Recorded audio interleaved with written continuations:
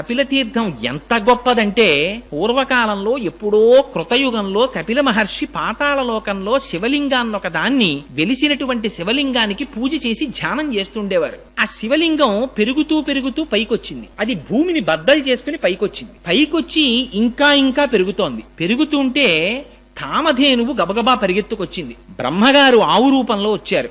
శ్రీ మహావిష్ణువు గోపాలబాలుడి రూపంలో వచ్చారు. ఈ ఆవు క్షీరధారల్ని అభిషేకించింది. శ్రీ మహావిష్ణువు కాపు కాశారు. ఈ కామధేనువు వచ్చి తన కాలి గిట్ట తీసి శివలింగం మీద పెట్టి ప్రార్థన చేసింది.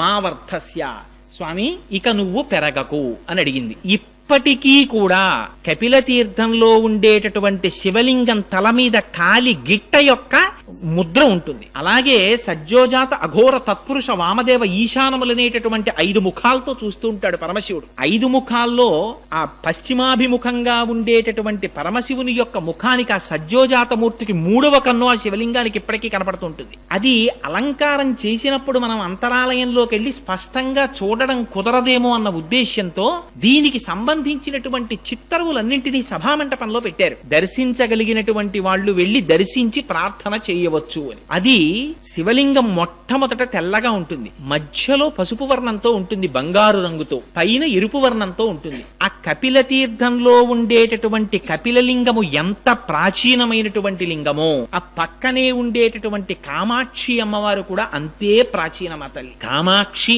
అంటేనే, కామ అంటే అందమైన అక్షి కందులు కలది కాదు కాదు. కామ అంటే కోరికలను కేవలం తన చూపుల చేత ఇయ్యగలిగినటువంటి తల్లి. శంకరులు సౌందర్యలహరిలో స్తోత్రం చేస్తారు. నఖైర్నాక స్త్రీణాం కరకమల సంకోచ శచిభిః స్తరూణాం దివ్యానాం హసత యువతే చండిచరణౌ ఫలాని స్వస్థేభ్యః కిసలయ కరాగ్రేణ దదత దరిద్రేభ్యో భద్రాం శ్రియమనిష మాహ్నాయ దదతౌ అంటారు. అమ్మ మాకు బెంగలేదమ్మా, మేము ఎక్కడున్నా సరే మాకు కామధేను అక్కర్లేదు, కల్పవృక్షం అక్కర్లేదు, అవన్నీ దేవతల దగ్గర ఉన్నాయి, వాళ్ళు ప్రార్థన చేస్తారు. మాకేం కావాలి, మాకేం బెంగలేదు, మేము ఎక్కడున్నా సరే మాకు ఆపదొచ్చిందా అమ్మా అని ఒక్క పిలుపు పిలుస్తాం అంతే. ఆ అమ్మ పాదాలను ఒక్కసారి తలుచుకుంటాం అంతే. ఎక్కడుంటే మాత్రమేమిటి, ఆ తల్లి దృష్టి ఎంత దూరం పెడుతుంది. శంకరులు అంటారు సౌందర్యలహరిలో, దృశాద్రాఘీయస్యాదరదలిత నీలోత్పల రుచ దవీయాంసం దీనం స్నపయ కృపయా మమపి శివే అనేనాయం ధన్యో భవతి నచతే అనిరియత వనేవా హర్మ్యేవా సమకర నిపాతో హిమకర అంటారు.